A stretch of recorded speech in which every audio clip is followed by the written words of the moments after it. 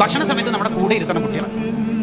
ഓവറായിട്ട് കഴിക്കുന്നതിനെ നിരുത്സാഹപ്പെടുത്തണം. പലപ്പോഴും നമ്മുടെ നാട്ടിൽ നേരെ തിരിച്ചാവും. ഇവനെ കണ്ടോ ഉസ്താദേ, നല്ല മോനെ, ഓൻ തീരെ തിന്നൂല, എന്തെങ്കിലും തിക്കറുണ്ടോ, ചോദിക്കും.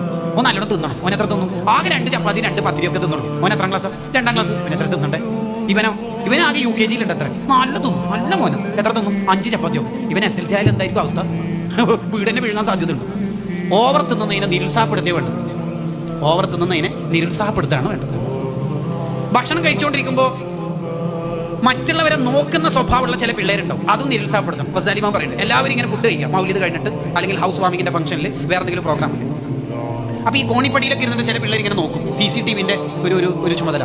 മൂപ്പരെത്ര കാടയുടെ, കോഴിയുടെ, പൊരിച്ചയുടെ, ഫ്രൈയുടെ കാല് എത്രയാണ് എടുക്കുന്നത്, മറ്റേ ആൾ ഭയങ്കര തീറ്റയാണല്ലോ. അങ്ങനത്തെ കുട്ടികളെ വിളിക്കുക. ഫസാലി ഇമാം നൂറ്റാണ്ടുകൾക്ക് മുമ്പ് പറയാം, അവരെ വിളിക്കാം, നീ കഴിച്ചാ അപ്പുറം പോ.